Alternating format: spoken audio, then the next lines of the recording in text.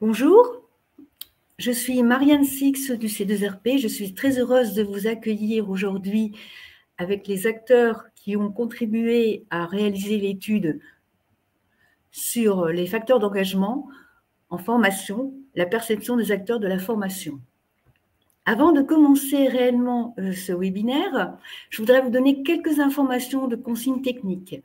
Pour tous les participants, vous devez avoir en bas quelques pictos qui doivent vous permettre, de mettre en plus grand votre écran, 2, un picto question. Ce picto est très important car il va vous permettre d'être en communication avec nous tout au long de ce webinaire et ainsi de poser vos questions. Nous aurons un temps d'échange à la fin. 3 petites informations complémentaires.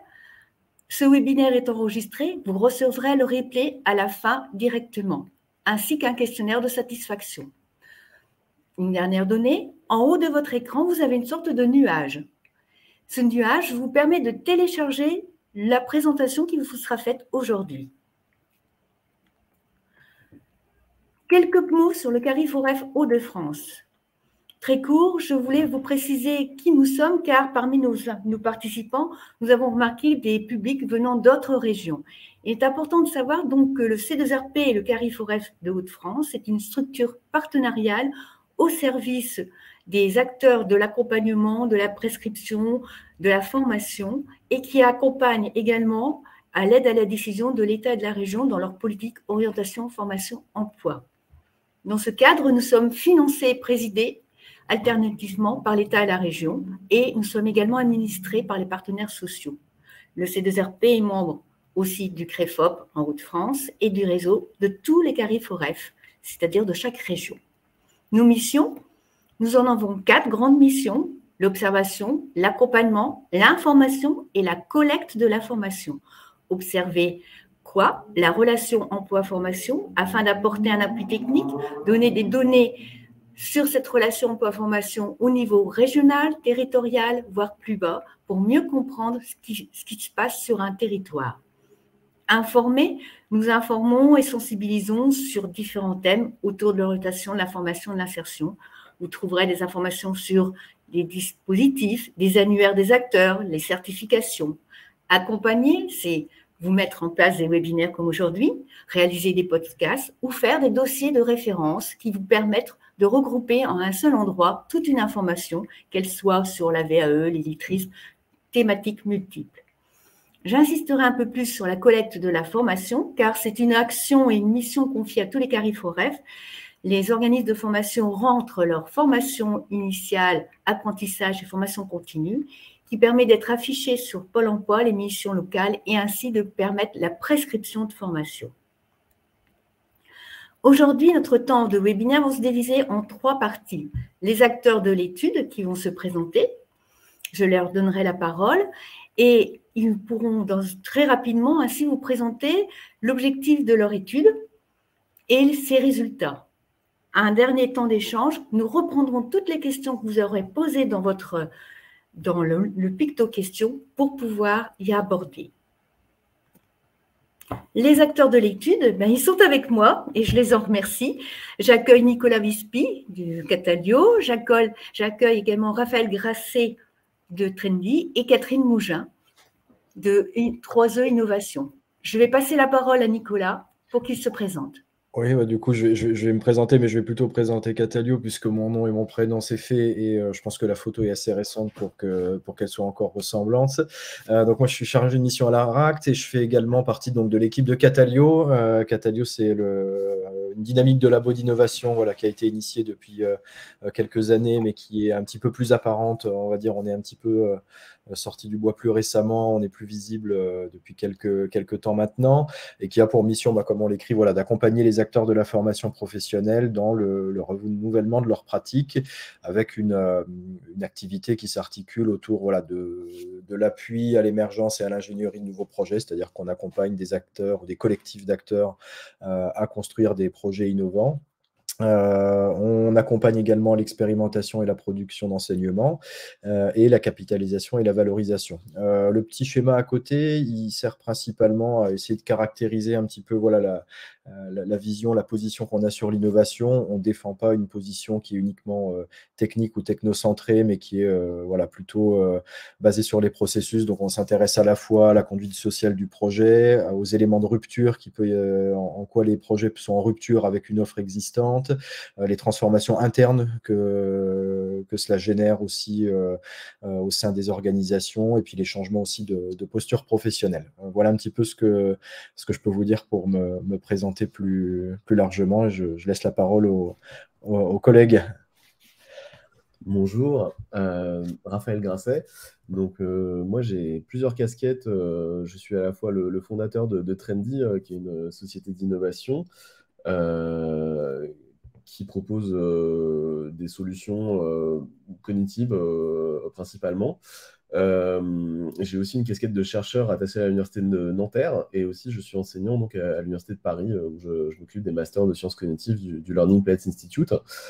Et dans le cadre de Trendy, donc, on a pas mal de partenaires, dont Catherine Mougin, qui est issue de 3E Innovation, qui est aussi chercheuse et qui va se présenter par la suite. Et donc, notre activité chez Trendy, elle est triple. Elle est à la fois de faire de la recherche. On est une entreprise reconnue par le ministère de l'Enseignement supérieur et de la Recherche comme habilité à diriger des recherches. Et donc, c'est dans ce cadre-là où on a proposé à Catalio une recherche sur les facteurs d'engagement en formation au vu des retours qu'on avait du terrain avec nos clients sur les problématiques qu'ils avaient. On a aussi une activité d'assessment, d'évaluation, où on aide des experts de certains domaines à formaliser leur expertise sous forme de tests psychométriques qu'on distribue pour eux, comme par exemple sur l'organisation apprenante ou des tests sur, par exemple, du coaching, executive coaching, des choses comme ça. Et on fait aussi de la formation, donc entre autres avec un produit qui s'appelle Learning Coach, qui permet d'évaluer le profil des apprenants et de les aider à mieux apprendre en devenant plus autonomes et plus performants. Voilà, et donc aujourd'hui, c'est plutôt dans le cadre de notre activité de recherche qu'on est là, et je vais laisser Catherine se présenter. Bonjour, alors Catherine Mougin, je suis présidente de 3E Innovation, je suis le pendant féminin de Raphaël, entre guillemets. Moi, je suis ingénieure pédagogique multimédia, donc pas du tout Sciences Co, mais vraiment ingénierie péda, et puis chercheur associé à Paris-Nanterre, tout comme Raphaël. Voilà, donc on va commencer... Ah bah non, Nicolas, tu voulais reprendre un petit peu la main pour expliquer Oui, non, juste pour expliquer un petit peu l'origine de ce travail-là, et puis peut-être aussi pour quand même présenter celui qui n'est pas présent aujourd'hui, mais Fabien qui a participé voilà, à une partie qui vous sera présentée après. Voilà, Fabien qui est professeur des universités à Paris-Nanterre et qui a travaillé notamment sur la revue de littérature. Voilà, je referme la parenthèse, on en reparlera un petit peu après. En tout cas, Raphaël en parlera juste après. Juste expliquer pourquoi on a initié ce travail. Quand on a démarré on va dire les réflexions et ce projet de labo d'innovation, était déjà présent cette question de l'engagement en formation. C'était une préoccupation, une problématique qui revenait régulièrement. C'était également parfois un angle thématique qui apparaissait dans certains dispositifs de financement, mais qui est très large et donc difficile à appréhender. Et donc, il y a à peu près un an, quand Catherine et Raphaël, au cours des échanges et d'autres collaborations qu'on a eues précédemment, nous ont parlé d'un travail qu'ils souhaitaient initier sur ce thème, on y a vu un petit peu une opportunité. Et voilà, pour s'y intéresser, en tout cas, commencer par dégrossir ce sujet qui est très large, sur lequel il y a aussi déjà un bagage théorique, en tout cas d'un certain nombre de publications qui existent sur ce thème-là, et qui ne le rend pas facile forcément à appréhender et à traduire de manière opérationnelle. Et donc on a vu cette opportunité-là, et on s'en est saisi, ce qui est aussi une des forces un petit peu de ces formats, de ces dynamiques voilà, de labo d'innovation qui ont une certaine plasticité, une certaine flexibilité pour à un moment donné pouvoir s'auto-saisir d'un sujet et y aller un petit peu de manière exploratoire, c'est-à-dire défricher un petit peu le terrain avant de construire quelque chose. Et donc, ce qui va vous être présenté aujourd'hui, on le considère et on le voit nous comme un peu une première étape de défrichage, de poser un regard commun au travers de la perception des acteurs. Et Raphaël reviendra sur les aspects de méthodo et pourquoi cet aspect de perception est important. Mais voilà, c'est bien une première étape dont on imagine une suite qui vous sera aussi présentée à la fin de ce travail-là. Peut-être juste une précaution sur ce travail-là. On est bien conscient qu'il y a des biais, mais qui ont vocation à être instruits plus tardivement, notamment sur le fait que ça ne tient pas compte aujourd'hui, en tout cas dans les entretiens qui ont été réalisés, aucun entretien n'a été réalisé auprès des apprenants. Donc ça, c'est un biais de l'état actuel du travail qui va vous être présenté. On en est conscient, mais en tout cas, la suite offrira bien évidemment une place à cet acteur-là, qui est l'apprenant en formation.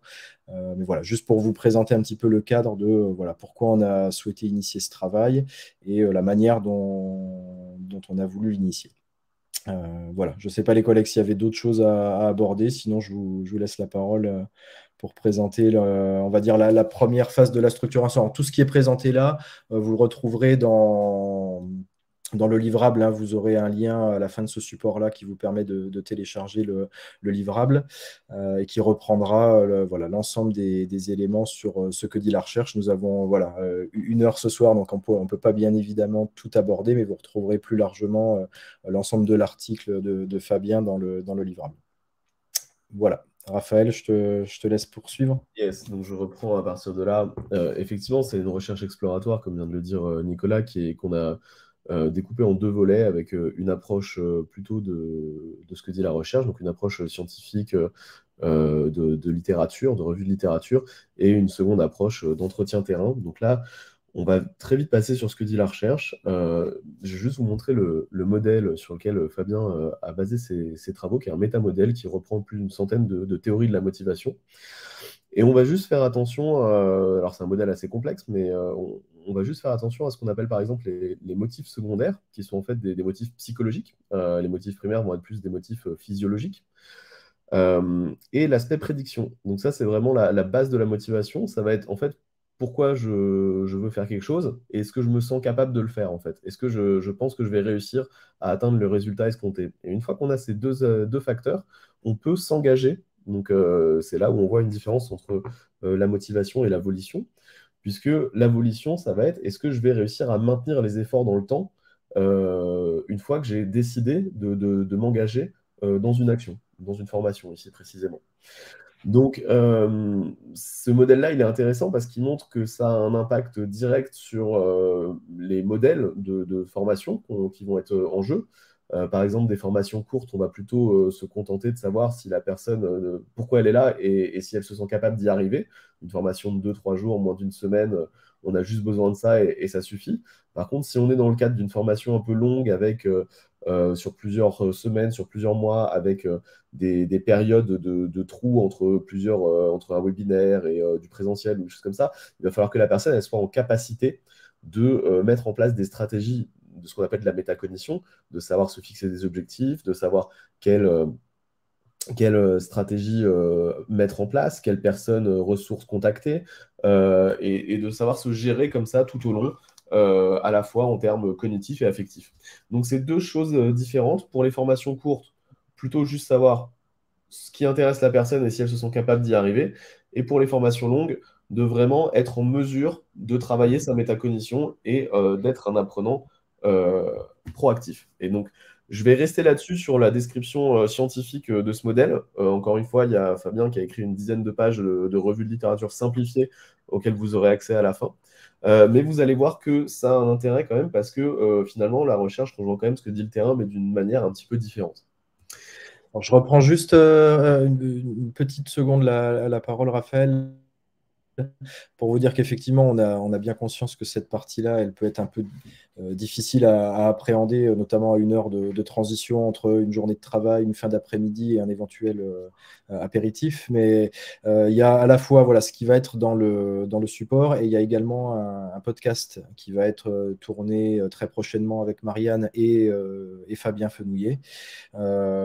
Pour on va dire, faciliter un petit peu l'appropriation de ce processus que vient de vous présenter Raphaël. Donc, il y a à la fois ce qui va exister, en tout cas le livrable rédactionnel dans le rapport de l'enquête exploratoire, et il y aura le podcast, mais qui sera donc enregistré fin du mois pour une diffusion à la rentrée, mais pour faciliter un petit peu l'appropriation de ce modèle-là. Donc vous aurez voilà, plusieurs livrables qui permettent de se replonger sur ce modèle qui, voilà, comme ça, sur un webinaire dans une temporalité très courte, peut être difficile à appréhender. Voilà, je te laisse la parole, Raphaël. Donc effectivement, là, on va maintenant prendre plus de temps avec les 45 minutes qui nous restent avec Catherine pour vous présenter un petit peu ce qu'on a perçu du terrain. Donc qu'est-ce qu'on a fait? En fait, globalement, on a fait une quinzaine d'entretiens avec des acteurs des Hauts-de-France. Il faut bien préciser que Catalio est issu de l'ARACT à la base des Hauts-de-France. Donc on s'est spécialisé sur cette région et on a interviewé à la fois des directeurs, des responsables formation d'OF, mais aussi des acteurs publics comme Pôle emploi, comme les missions locales, comme qui d'autres, on a la région, des acteurs comme ça. Et globalement, on leur a demandé ce que c'était que pour eux l'engagement, comment ils définissaient ça, quels étaient les problèmes et les difficultés qu'ils rencontraient avec, et s'ils avaient déjà essayé de mettre en place des choses un petit peu qui avaient marché pour eux, et donc on pourrait partager. Et donc, tout ce qu'ils nous ont dit par rapport à ce que c'était que l'engagement pour eux, on a un petit peu synthétisé ça en 3 points, et c'est là où on va faire le lien avec la recherche, ce qu'on a vu juste avant. C'est que l'engagement en formation, déjà, c'est un projet qui fait sens pour les apprenants. C'est-à-dire que pour les apprenants, parfois, c'est vraiment un investissement de vie. Et cet investissement, il doit être concrétisé et ça doit faire sens pour eux, en fait.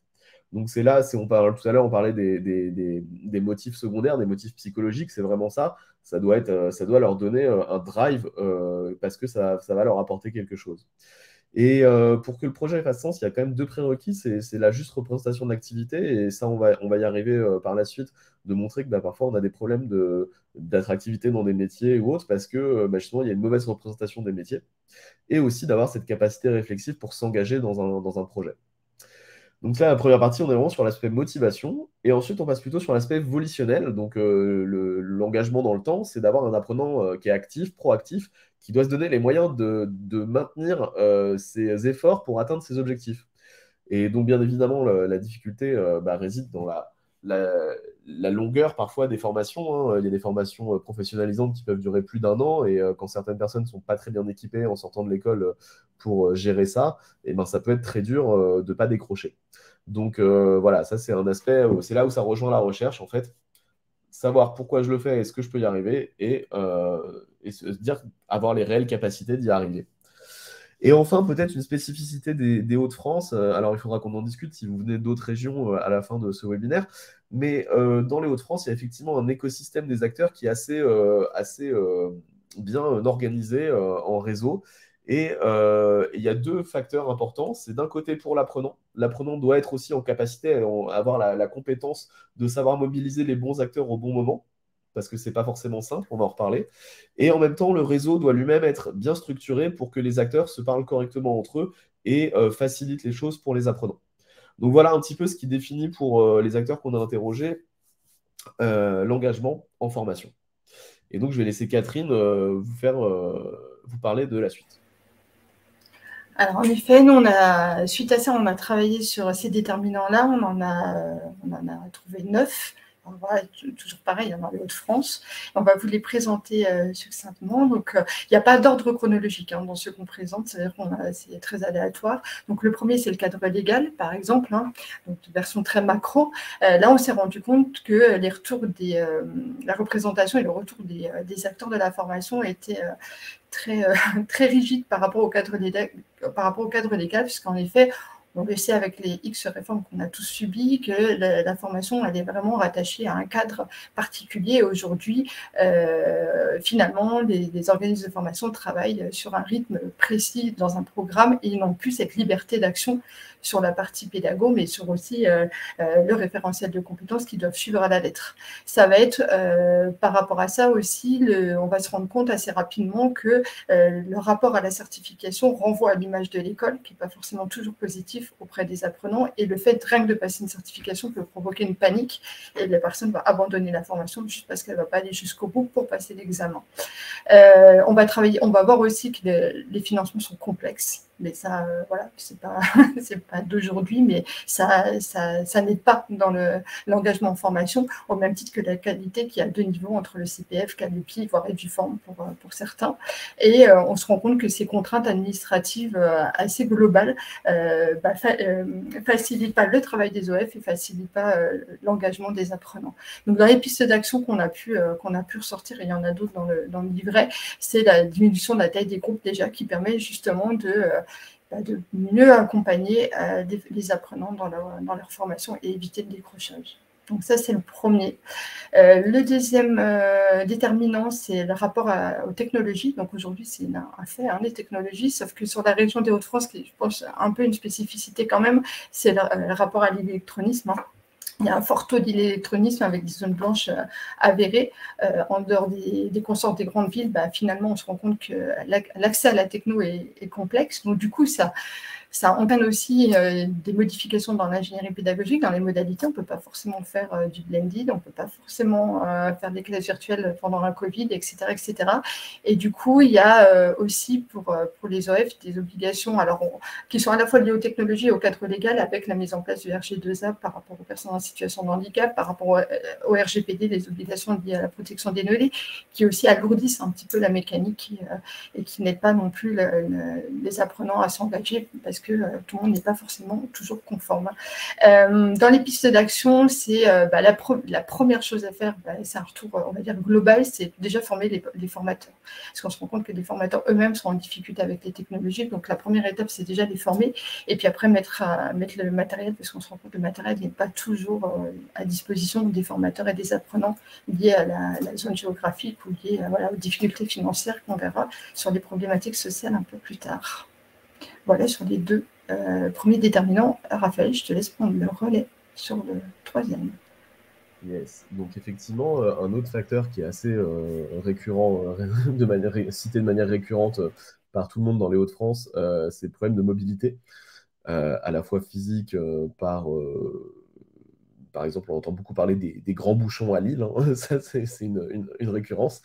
Mais il n'y a pas que de la mobilité physique, c'est aussi un problème de mobilité psychologique. On a un exemple d'un acteur qui nous a parlé qu'un jour de grève, un stagiaire qui habitait à 1 km du centre de formation n'est même pas venu à pied parce que le bus ne passait pas en bas de chez lui, quoi.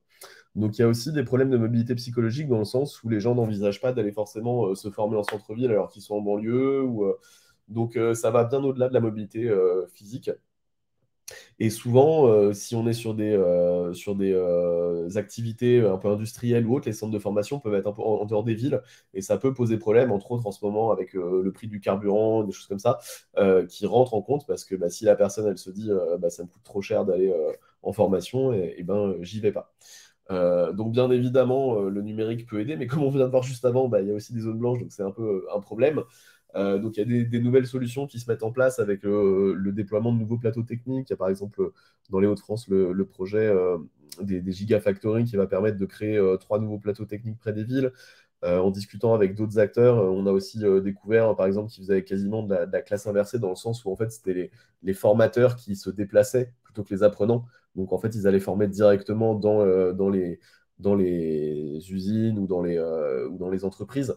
Et comme ça évite les problèmes de mobilité des apprenants. Donc c'est aussi une autre manière de faire, de trouver d'autres solutions comme ça.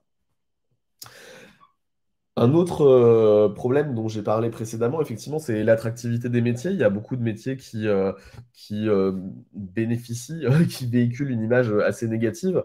Et on nous a fait part, par exemple, de métiers où les personnes qui rentrent en apprentissage sont déçus en fait parce que les dirigeants des entreprises où ils exécutent leurs apprentissages sont eux-mêmes déçus de leur métier. Donc ça donne pas du tout envie de continuer pour la suite. Donc il y a des métiers un peu glamour comme ça qui n'ont pas vraiment la cote. Ça c'est un problème à travailler. Mais il y a aussi la connaissance concrète de ce que c'est que le métier. Parfois il y a des illusions sur les possibilités et la réalité concrète du métier au jour le jour. Et enfin, des conditions de travail. Alors, bien entendu, on peut parler de la restauration, des choses comme ça. Parfois, il y a des gens qui rentrent en formation et qui se rendent compte qu'en fait, ils n'ont pas la capacité physique de rester 10 heures debout d'affilée. Et ils ne s'en rendaient pas compte avant parce que justement, ils manquent de connaissances pratiques des métiers. Donc, il y a beaucoup de problématiques comme ça. La région investit énormément pour justement proposer des parcours de découverte au travers de plein d'activités, que ce soit de la VR, des escape games, des camions interactifs qui se déplacent dans les villes, des choses comme ça. Et puis, il y a aussi des OF qui s'en saisissent et qui les font eux-mêmes. Mais il y a aussi d'autres manières de faire ça, c'est de prévoir dès le début des formations, en fait, et ça, on va le revoir après avec le maillage des acteurs, des temps de formation directement en entreprise pour que les personnes qui rentrent en formation ne découvrent pas la réalité du métier après 6 mois de formation, en fait, et que tout de suite, elles puissent s'en saisir. Donc voilà, il y a des petites choses comme ça qui permettent d'améliorer l'attractivité des métiers. Alors, l'implication des acteurs, c'est un point dont j'avais déjà fait part juste avant, en fait, en disant qu'effectivement, dans les Hauts-de-France, c'était quelque chose d'assez important. Mais cette ingénierie territoriale, elle est nécessaire, mais elle prend du temps. Elle est énergivore pour beaucoup d'acteurs. C'est très compliqué de mettre à la fois les financeurs, les prescripteurs, les formateurs, les tuteurs en entreprise, etc., de mettre tout le monde au même niveau d'information. Mais on voit l'impact que ça a, en particulier d'impliquer les futurs employeurs. On a l'exemple d'un patron d'entreprise automobile qui a lui-même participé à 11 réunions d'information auprès de plus de 200 demandeurs d'emploi en leur donnant des informations sur les évolutions de poste, le nombre de tickets restaurants qu'ils allaient avoir, ce genre de choses, pour vraiment leur donner une vision. Et sur les 200 personnes qui sont passées dans ces réunions, il y en a 48 qui sont rentrées au final dans l'entreprise. Et donc ça, c'est vraiment important dès le début, en fait, presque de confier parfois le recrutement des entrées en formation aux employeurs finaux et travailler main dans la main avec les OF. Au niveau de l'information sur la formation, ça va être aussi un peu, ça rejoint un petit peu l'attractivité des métiers, c'est finalement savoir les bonnes infos sur la formation. Alors, au-delà d'avoir les bonnes informations sur le métier, c'est déjà cette première étape-là. On se rend compte aussi à ce niveau-là que les financements, c'est vraiment compliqué. Il y en a tellement, il y a tellement de règles que tout le monde s'y perd, en particulier les employeurs. Et c'est la même chose au niveau des dispositifs. De tous les dispositifs possibles de formation, les PO, etc. Et du coup, ça, c'est un souhait pour les OF de clarifier un petit peu tout ça. On voit des strates qui rejoignent aussi un petit peu le cadre légal, hein, tout ça, mais de façon beaucoup plus micro. Et puis là, l'élément qui nous est retourné, c'est vraiment la temporalité. C'est j'ai envie de faire une formation, mais je vais finalement faire ma formation au moment où je vais la demander, que ce soit par rapport à un conseiller Pôle emploi ou dans le cadre de l'entreprise. Il va se passer un temps de 3 mois, 6 mois, voire plus, entre le moment où je la demande et le moment où je suis en salle de formation. Et ce temps-là, c'est un temps qu'il faut absolument réduire parce que ce temps-là, c'est le temps de décrochage. Aujourd'hui, si l'organisme de formation n'est pas en capacité de proposer quelque chose et de réduire un maximum ce temps-là, la personne, elle passe à autre chose. C'est-à-dire qu'elle n'est pas en capacité d'attendre 3 mois, 6 mois, voire plus pour rentrer en formation.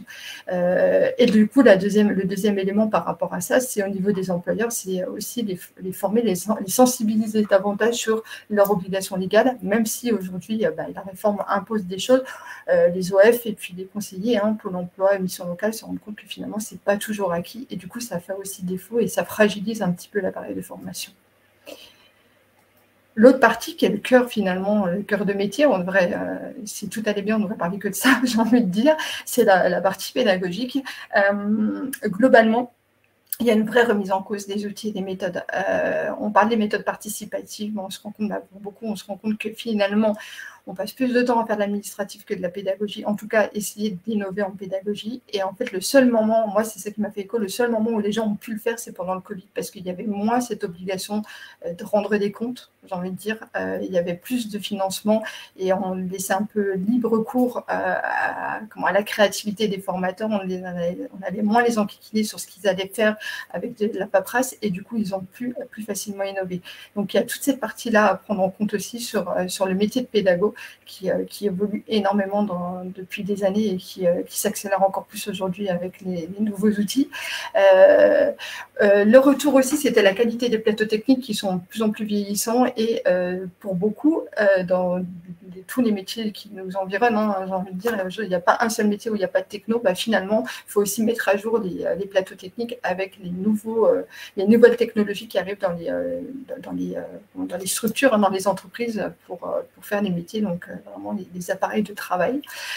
L'autre point, c'est donc ça va avec l'adaptation des nouvelles technologies, hein, tout ça c'est lié. L'autre point, c'est l'individualisation des parcours. Tous les financeurs le demandent, mais personne ne sait le faire. Donc en gros, c'est ok, moi je veux bien individualiser, mais comment je fais dans le même temps avec autant de contraintes administratives, légales, etc. Je viens un même programme pour tout le monde, mais finalement on me demande d'individualiser. Donc il y a un paradoxe total pour le formateur de ce qu'il a à faire. Et par rapport à ça, en plus de devoir individualiser, il faut que je vérifie l'évolution des compétences de moi-même, parce que les métiers changent, les métiers évoluent, et je dois être en capacité, moi, formateur, d'être dans cette évolution et d'acquérir de nouvelles compétences, en particulier sur les technos pour beaucoup d'entre eux, parce que ce n'est pas forcément acquis pour tout le monde.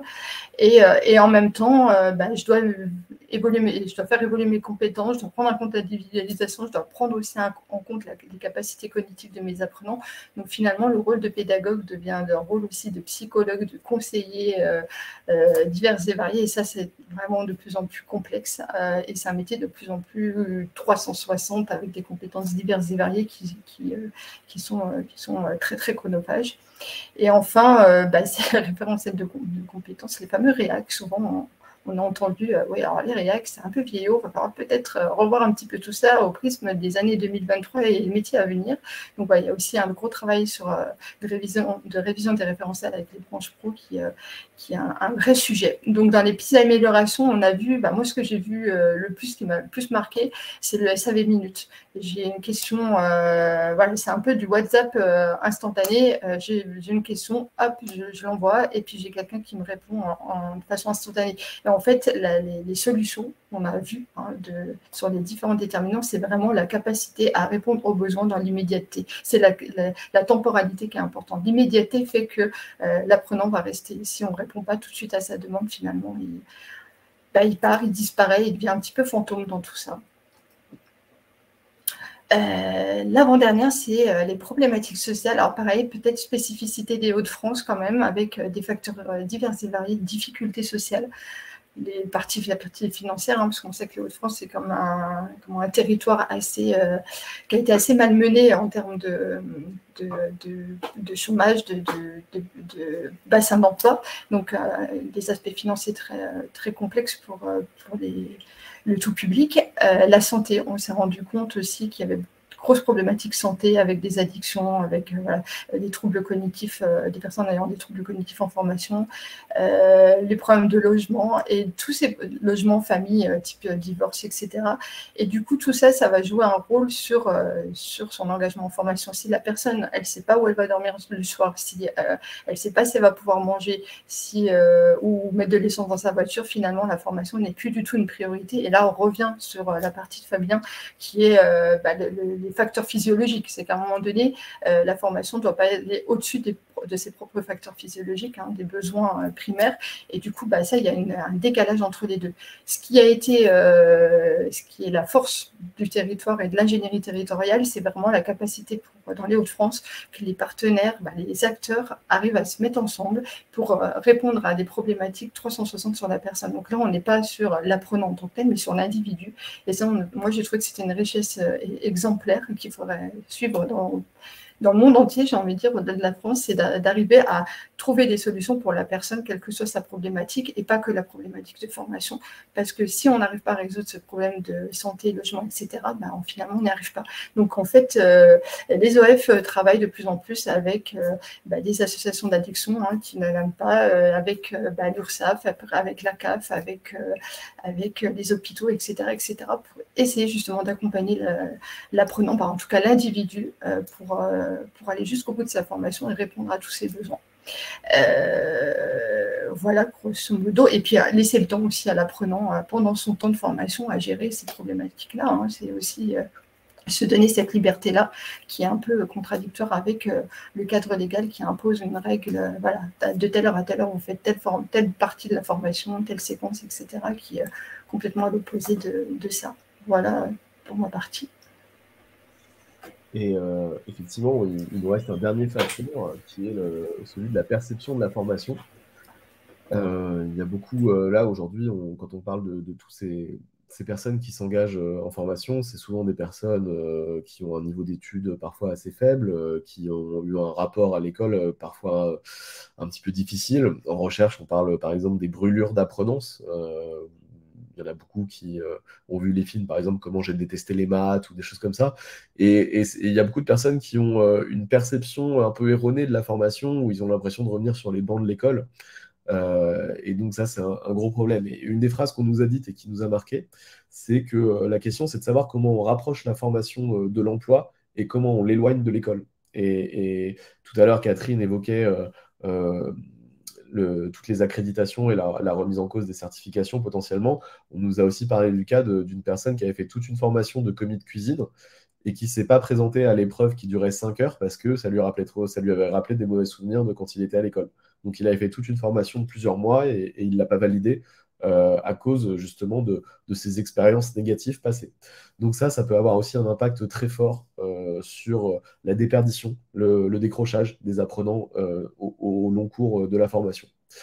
Un autre problème aussi, qui est celui du rapport au temps, et ça c'est plutôt du côté des entreprises, qui est on n'a jamais le temps, quoi. Il faut qu'on produise, on ne peut pas envoyer les gens en formation. Et là j'ai encore un exemple de quelqu'un qui me disait, moi je suis j'ai un restaurant à Lille et je sais que l'été arrive, je vais envoyer un de mes serveurs faire une formation de crépier pendant 2 jours, je sais que ça va me rapporter très rapidement. Déjà, c'est compliqué de l'enlever du terrain, mais je sais à quoi ça va servir. Lui, il comprend. 2 jours, ça va. Mais des formations plus longues, c'est tout de suite très, très compliqué. Donc, il y a tout un travail de rapport au temps aussi à faire qui est presque de la conduite du changement là en entreprise, quoi. Voilà. Donc, qu'est-ce qu'on peut mettre en place pour ça? Effectivement, c'est raccourcir les temps de formation sans tomber dans l'extrême du fast learning, du learning à la minute, 1 minute par jour, auquel, en tant que chercheur, Catherine et moi ne croyons pas beaucoup, et de favoriser des méthodologies, des pédagogies actives qui vont engager les apprenants d'une autre manière que celles qu'ils ont vues dans leur parcours scolaire en formation initiale. Donc voilà, avec Catherine, en fait, on a un peu synthétisé tous ces entretiens en 9 facteurs qui n'ont pas de hiérarchie entre eux, hein. Certains sont plus ou moins faciles à modeler, à travailler. D'ailleurs, sur la slide suivante, on voit, on a aussi intégré une infographie dans le rapport que vous allez pouvoir télécharger qui montre en fait que certains de ces facteurs sont à des niveaux différents, à la fois macro, c'est-à-dire au niveau socio-économique, le cadre législatif par exemple, ça va être très dur de le faire changer. Au niveau méso, on va avoir ce sur quoi les OF eux-mêmes peuvent agir, et au niveau micro, ça va plutôt être au niveau de l'apprenant, de l'accompagnement psychosocial, et donc ça va être plus facile, dans un sens. Donc voilà, donc vous retrouverez cette infographie dans le rapport, et je laisse Catherine continuer pour vous parler des pistes qu'on a envisagées pour la suite de cette recherche initiale. Alors, comme on vous l'a précisé, c'est vraiment une première étape. C'est une étude exploratoire. C'est pour ça que je n'aime pas trop le mot biais, Nicolas, parce que c'est pas un biais en soi, parce que c'est un choix. Et c'est un choix sur un choix, puisqu'on ne pouvait pas avoir accès aux apprenants, et c'était pas la phase, c'était pas la bonne phase. Dans une deuxième étape, et c'est là où on compte sur vous, j'ai envie de dire, l'idée c'est d'aller beaucoup plus loin et de faire appel à ces apprenants, parce que finalement c'est eux le plus importants dans tout ça, hein. C'est eux qu'il faut remettre au centre du village. Et pour ça, on a entre guillemets, des idées pour aller un peu plus loin et continuer cette étude et passer de la phase exploratoire à une étude beaucoup plus riche, enfin, en tout cas plus volumineuse, avec 2 pistes, deux types d'actions. Soit effectivement de la recherche pure, ce qu'on a commencé de faire, hein, avec un travail sur la pédagogie. Donc là, c'est clairement sur l'ingénierie pédagogique et tout ce que tout le monde demande, avec la différenciation, la personnalisation pédagogique. Et puis un deuxième plutôt lié sur la perception de l'information, avec finalement qu'est-ce qui fait qu'on rejette l'information. Alors bien sûr, on détecte dès maintenant, mais j'ai envie de dire, il n'y a pas besoin de faire une recherche pour le savoir, que l'école a un impact énorme sur le conditionnement qu'on peut avoir en tant qu'adulte. Si l'école se passe bien, la suite ira très bien. Mais quand l'école ne se passe pas bien on va dire 3 ans à 17 ans ou à 15 ans même, la suite est très très compliquée et a un impact malheureusement très, très néfaste pour l'adulte et l'adulte acteur de sa formation, acteur de son parcours professionnel. Donc ça, c'est une première possibilité de piste de recherche. Et puis une deuxième possibilité, c'est de travailler plutôt sur des expérimentations, donc dans le cadre de Catalio, puisqu'on Catalio a cette double casquette, d'être à la fois sur la recherche et à la fois sur l'expérimentation. Et là, pour ça, on propose de faire un travail d'analyse des dispositifs et de mesurer l'impact des dispositifs des organismes de formation qui souhaitent nous ouvrir leurs portes. Alors, quand je dis nous ouvrir leurs portes, c'est qu'on a accès au contenu de formation, aux documents, mais aussi accès aux formateurs et aux apprenants. Et c'est là où il y a un vrai intérêt de continuer la recherche pour nous, c'est aller questionner les apprenants pour savoir ce qui va, ce qui marche pas, et qu'est-ce qui fait qu'ils s'engagent ou qu'ils ne s'engagent pas. Et sur nos 9 déterminants de tout à l'heure, voir un petit peu quelle est la mesure d'impact de ces déterminants-là, et voir comment on peut améliorer les dispositifs pédagogiques pour gagner j'ai envie de dire en volition et non pas en motivation, voilà, pour aller un peu plus loin. Et la deuxième partie de ce qu'on pourrait proposer, c'est évaluer l'impact des types de partenariats, parce que ça, c'est quelque chose qu'on a nous relevé et qui pour nous est une spécificité Hauts-de-France, et on a trouvé que c'était une richesse et ça serait intéressant d'évaluer un petit peu cette ingénierie partenariale, territoriale, ce maillage, pour voir quel est l'impact sur l'engagement en formation. En tout cas, moi, j'irais au-delà, même pas sur la formation, sur l'impact sur l'individu en tant que tel, en tant que personne. Et pour ça... Oui, pardon. Ouais, juste pour compléter sur ce que tu venais de dire sur les partenariats, parce que ça faisait aussi écho à ce que tu disais sur les dimensions de pédagogie par rapport aux formateurs, où ils doivent être à la fois psychologues, médiateurs, intermédiaires. Créer des partenariats, c'est un levier, c'est un levier pour lever ces freins-là, mais c'est aussi des compétences particulières, c'est aussi des compétences supplémentaires que de savoir identifier un acteur, négocier, développer ses partenariats. Donc on voit bien qu'il y a aussi une interdépendance des différents facteurs qu'on a évoqués. Et développer des partenariats, c'est aussi une compétence supplémentaire qui s'ajoute avec des qualités relationnelles, de négociation, qui ne sont pas forcément innés et qui viennent s'ajouter en plus des autres compétences qu'on demande, de psychologue, de maîtrise des outils numériques, etc. Donc c'est aussi quelque chose qui vient s'ajouter. C'était juste un petit complément que je voulais faire par rapport à ça. Alors, je vais en rajouter un complément, c'est que moi, dans le cadre de ma thèse, ça va faire maintenant 10 ans, j'ai déjà détecté cette partie-là en tant qu'innovation. Pour moi, l'innovation dans les OF, elle était là. La capacité à nouer du partenariat, à travailler ensemble. Et il y a 10 ans, à l'époque, j'étais à moitié de ma thèse, pas tout au début, je m'étais fait la remarque en me disant, en fait, si les OF veulent survivre dans les années à venir, la seule solution qu'ils ont, c'est de travailler en partenariat et aller voir ce qui se passe ailleurs et pas être tout le temps dans le jeu de la concurrence, mais passer au-delà ça. Et je me rends compte qu'aujourd'hui, et en tout cas, ça a été une belle révélation pour moi lors des entretiens. Je me suis dit, on a réussi à passer ce cap-là. Et pour moi, l'innovation, l'élément central à l'époque, lors de ma thèse, vraiment, les premiers entretiens, c'était ça. Et aujourd'hui, on y est complètement. Et je trouve ça vraiment chouette, en tout cas. Voilà, petit rappel, petit souvenir de Thésarde. Et du coup, par rapport à ça, on a besoin de vous. Nous, notre objectif, c'est d'aller plus loin, c'est d'avoir le plus de terrain possible, de données à travailler. Et pour ça, on vous propose de nous dire si vous êtes intéressé pour la suite et sur quelle piste, si c'est plutôt le côté recherche ou plutôt le côté expérimentation, ou les deux, en fonction de votre organisme de formation et le souhait de votre direction aussi, et puis votre capacité à nous nourrir, entre guillemets, avec des formateurs, des apprenants, des dispositifs qui vous paraissent intéressants à analyser. Voilà, donc on est, si vous êtes intéressé, il y a une petite... un QR code, un QR code, et puis vous avez le lien. Si Marianne, tu peux le mettre dans le chat, c'est peut-être déjà fait. Voilà, parfait, merci Marianne. Vous pouvez directement, via le chat, copier-coller ce lien et puis répondre à ce petit Google Form qui va vous prendre à peu près 1 minute et demie pour faire ça. Alors, bien évidemment, répondre à ce questionnaire ne vous engage à rien. Ça ne vous engage pas, bien sûr, ouais. Non, c'est juste qu'on peut... Une idée des personnes qui sont intéressées pour continuer cette recherche avec nous, et qu'on puisse monter un nouveau protocole de recherche plutôt quantitatif sur des apprenants et des formateurs, puisque ça nous intéresse aussi, parce qu'on a commencé à voir qu'il y avait aussi des boucles de rétroaction entre l'engagement des formateurs et l'engagement des apprenants. Et à ce niveau-là, je vous donnerai juste un exemple. d'un OF qui avait un problème pour renouveler son PRF, donc par rapport au plan régional de formation, et qui l'a annoncé à ses formateurs en leur disant bah, écoutez, l'année prochaine, si on n'arrive pas à avoir un meilleur engagement des apprenants, on va devoir supprimer 8 postes de formateurs. Et d'un seul coup, l'engagement a augmenté de 22% auprès des apprenants. Donc, il y a vraiment un rapport parfois aussi entre l'attention donnée par les formateurs aux apprenants, qui peuvent parfois être un peu blasés de voir aussi autant d'apprenants décrochés. Donc, il y a des effets avec des boucles de rétroaction, et puis on aimerait bien étudier un peu tout ça aussi dedans. Donc voilà, n'hésitez pas à télécharger le rapport de ce qu'on vous a présenté pour le lire à tête reposée, puis vous verrez plus de choses dedans. Vous aurez l'accès à la question de recherche aussi, aux 10 pages écrites par Fabien, et à d'autres approches, d'autres points de vue de ce qu'on vous a présenté au travers d'une infographie, des matrices de lecture, etc. Et puis, n'hésitez pas à nous rejoindre pour cette recherche. On vous attend avec plaisir. Voilà. Raphaël, nous allons passer aux questions. Nous en avons 2, plus précisément. Je vais lire la question pour que tout le monde puisse l'entendre. Et si tu peux répondre, Raphaël ou Catherine ou Nicolas, en fonction du sujet qui vous semble le plus apte à répondre.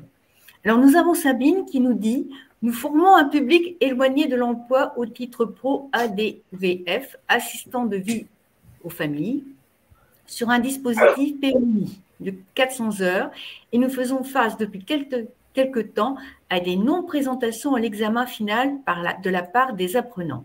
Quelle solution ? Point d'interrogation. Bonne question. Hein. Bonne question. On est chercheur, on n'est pas magicien. Hein, ouais. Mais ça renvoie complètement à l'histoire des agents de comité qui ne voulaient pas aller à l'examen. Souvent, et c'est ça la grande difficulté, et c'est pour ça que la remarque était très juste, il faut s'éloigner au maximum de l'école, de la représentation de l'école, surtout sur la formation pro, pour être au plus près de l'emploi. Et moi, je pense qu'à un moment donné, il faut dédramatiser l'examen, en fait.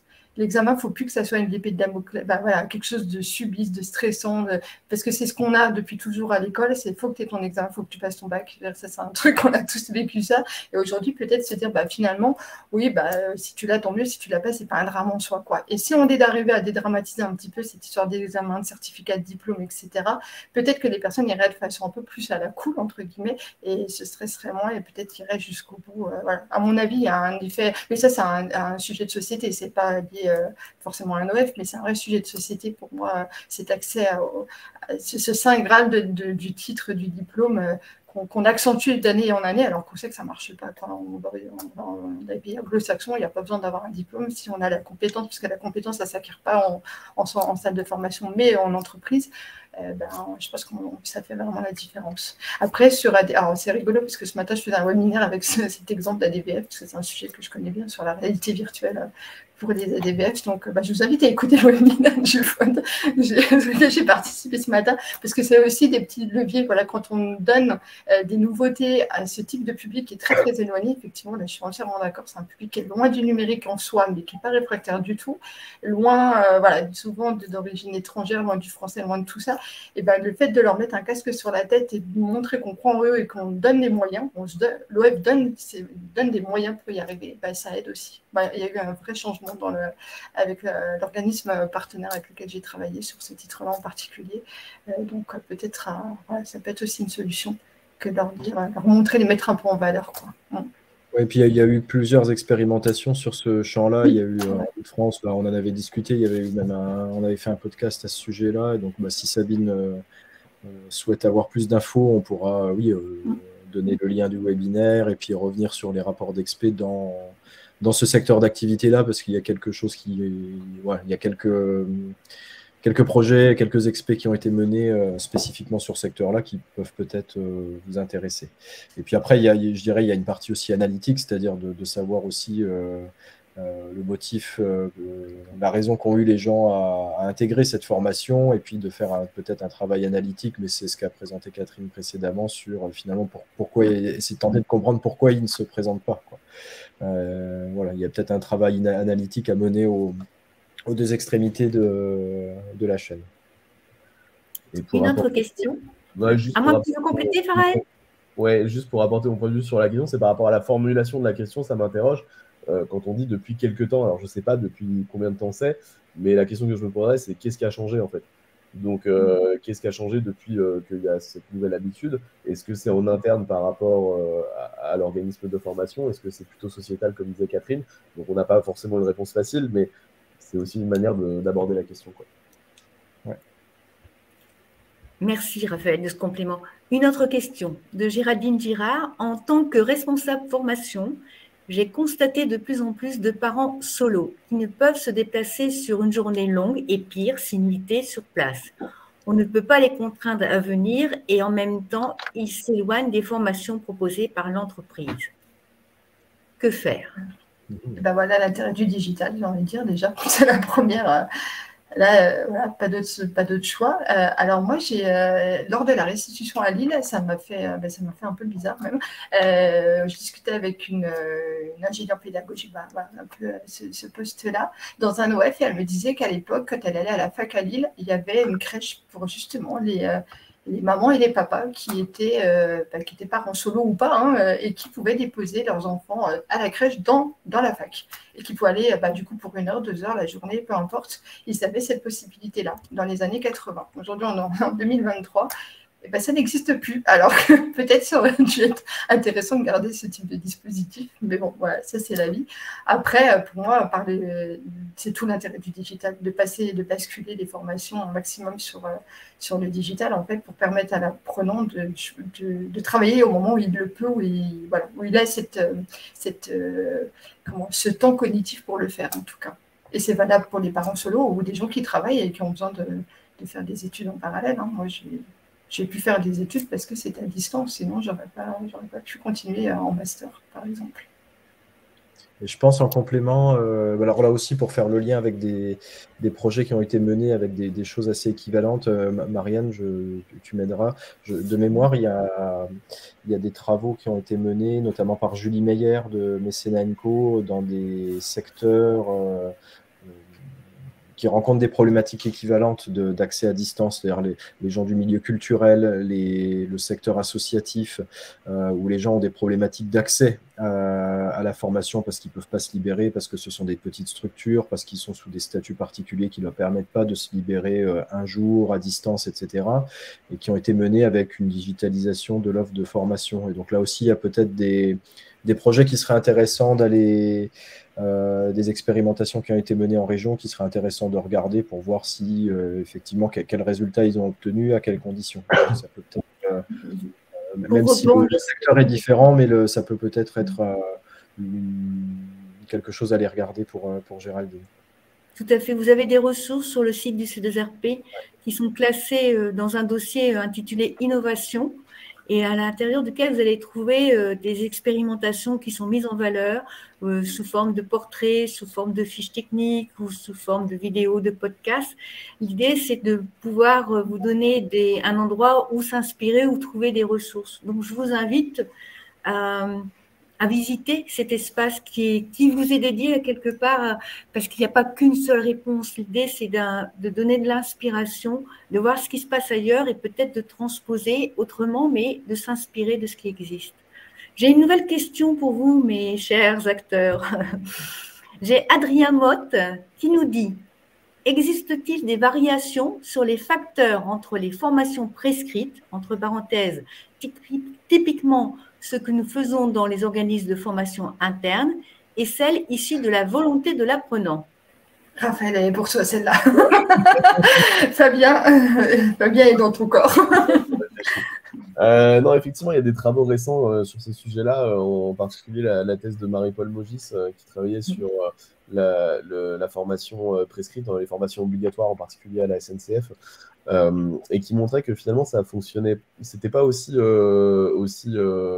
linéaire que ce qu'on pensait.